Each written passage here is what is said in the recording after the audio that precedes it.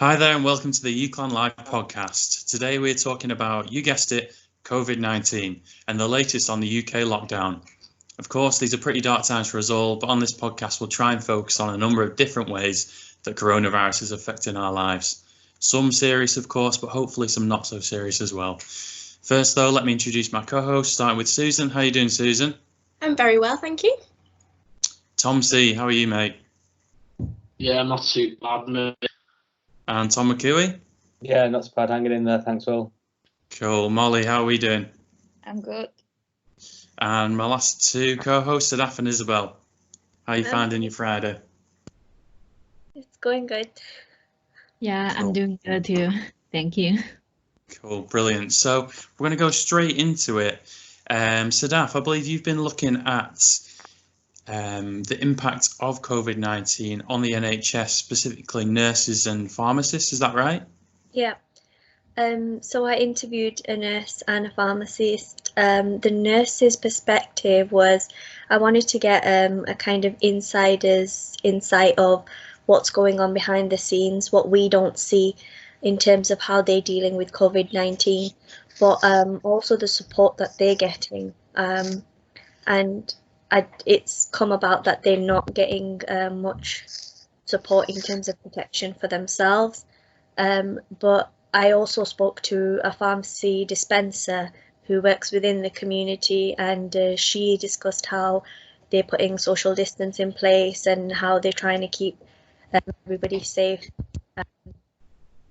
within the community. So I tried to get two different sides. So with that, obviously there's been a lot of talk about sort of protective equipment for NHS staff. Did they mention that at all? Yeah, she does talk about protective equipment, and she says there's not enough of it, and nurses do require it who are on the front line, and doctors, and this is because there's not enough of it. Recently a doctor had died, so it is putting them at risk, and she did say like we could be carriers of the virus too, so there's not enough testing as well, so they don't even know. So that's a major issue, not enough equipment, and the fact that nurses and doctors are not having enough tests done. Yeah, that's really interesting. Obviously that side of it is more like the physical health side, but obviously Molly, you've been looking at people's mental health in dealing with this crisis, haven't you? Could you just talk to us a bit more about that? Yeah, I talked to some psychologists about the psychological challenge we may face because we will have a long time away from the social distance. And psychological stress is the main problem because in the past we used to realize our stress through social activities like having a party, but now we can only stay at home. And in addition, we may more often to use some social media, but there are a lot of news and information from social media like updates on confirmed cases. It may give people more pressure. Definitely.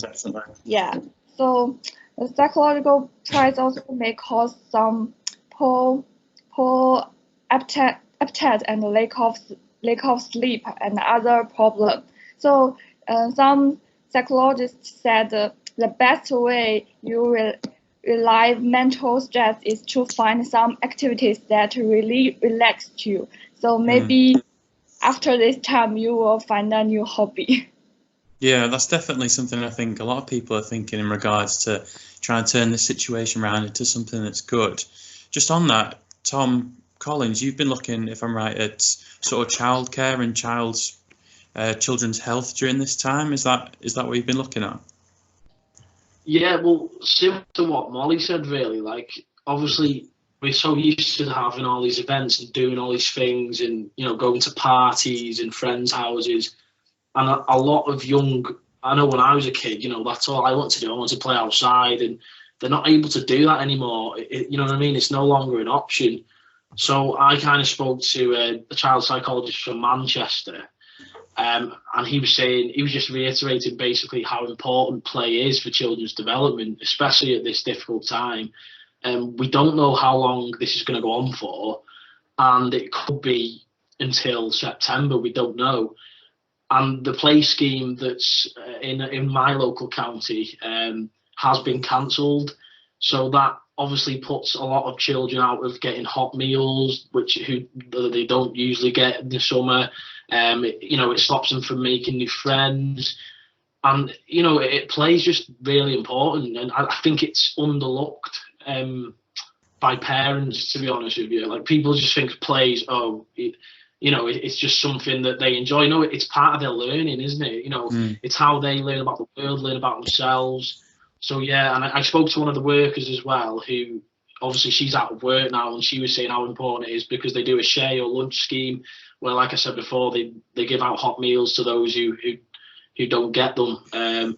So, yeah, it is a massive issue, and it's a massive impact on well-being of young children, especially. Yeah, absolutely. I think, as you mentioned, that's something that's really not given too much weight, is it? The kind of learning that you do just from physical activity at that age. So kind of going from one end of the spectrum to the other, Isabel, you've been looking at how people are connecting with old people that may be isolating and keeping them feeling as part of the community and befriending them. Could you just talk a bit more about that?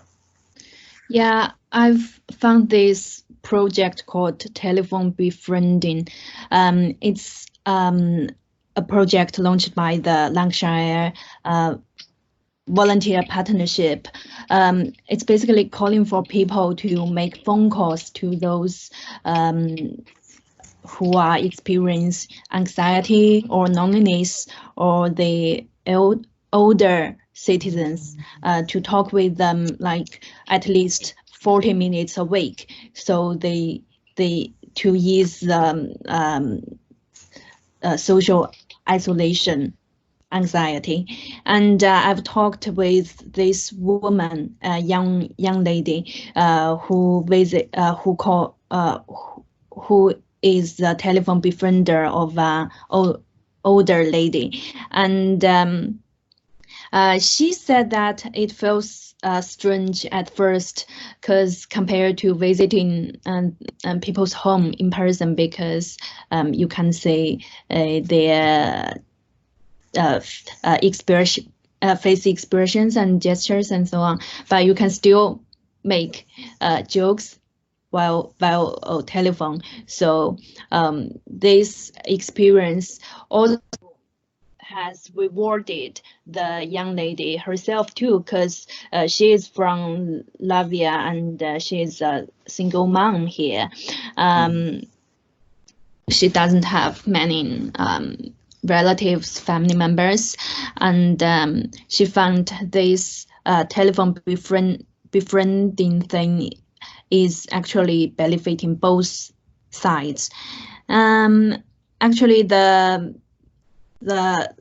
telephone befriending project is still open for people to apply. There are like still 15 opportunities on the Lancashire Volunteer Partnership website. Yeah. Oh, cool. So it's definitely something we can still get involved in, and people in the community can still take part in. So obviously, as a way of kind of keeping the community together and keeping it strengthened in these times when everyone feels a bit isolated. Susan, you've been looking at a slightly more light-hearted way of doing that, haven't you? I have, yeah. So basically, before all this started, I would go to a pub quiz every week. And now that all the pubs have shut, it's obviously put a lot of small businesses at risk. But now there's this rise of virtual quizzing, which is what the guy does that I used to go to.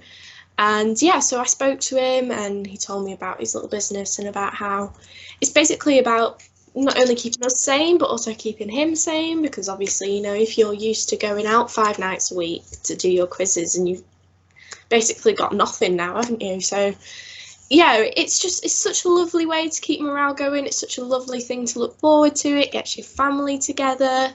And it's just a really nice way to spend your evening whilst you're still at home. Yeah, it's great.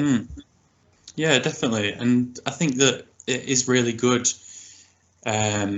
how these quizzes do kind of keep you psychologically active, and always, it's like almost like those you're encouraged to do Sudokus and crosswords, because they keep parts of your brain active. I think Yeah. quizzes can definitely be part of that as well. So with obviously keeping your brain active as well, and these times it's difficult to keep your body active, especially if you're isolated as well. Tom McCooey, you've been looking at personal fitness, haven't you? Yeah, I had a chat with a personal trainer from Wigan who was basically giving details about how you can stay active and stay fit and healthy without exercise equipment, which can be hard to come by if you don't have it already, and if you're not an enthusiast, you won't necessarily have that stuff lying around. So just basically get some endorphins going, that kind of thing, and a bit of an excuse to make a bit of a fool of yourself as well, which is always good. So yeah, laughs all around really.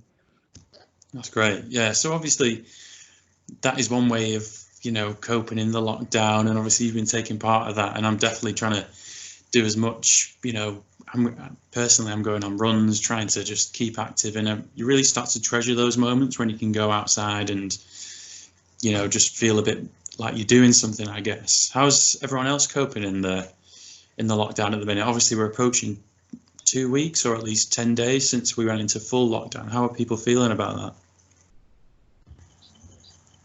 Yeah, I think this past couple of days has been when it started to pinch a little bit, and like you were saying, treasuring those moments, being able to go outside, because obviously we can do it once a day now, and yeah, it's just it is starting to pinch a little bit now, I think, but at the same time, you know why it's in place, you know why it's important, and if everybody keeps at it, then soon we'll be able to go a bit further afield, hopefully. Yeah, definitely. I know that Tom Collins, you are someone that lives in North Wales, is that right? But you, well, you're from North Wales, but you live in Ormskirk, and obviously you study in the Lancashire area. Have you found that difficult? Obviously, all these parts of your life been spread over the Northwest. So basically, yeah, it has been quite challenging, but I'm lucky enough to have a nice setup at home. Obviously, my girlfriend lives in Lancashire, so that's a bit of an issue. So I haven't been able to see her for the last couple of weeks, but I don't know. I'm slowly. I mean, I've got used to it, but there's some days where I just wake up and think, "Oh my God, I just want this to be over now." But like Tom said, you know why it's in place, and it's important to stay inside and obviously listen to the guidelines that we've been given by the government. Yeah, absolutely. And I think that obviously your life, as we just discussed, is spread over the Northwest. For Isabel and Molly, obviously your lives are spread over thousands of miles, and you're separated by continents from your home. So how are you finding the experience of being on lockdown in the UK? As an international student, so we just can't live alone in a small area. So I just keep myself busy, and I think it's the best time for me to improve my English. Yeah, exactly. So it's about taking this time and trying to turn it into something productive, I guess, isn't it? Yeah. How about you, Isabel? How are you finding it? Yeah, I've been contacting my parents more often than before since the self-isolation, because they are kind of worried about me. I just want to tell them that I've always been staying at home, so there is nothing to be worrying about. And I thought I was going to have much more free time while I'm self-isolating, so I can do more reading or watching the movies and TV dramas I've always been wanting to watch. But it turns out the work from home thing or the courses still we still have many works to do. So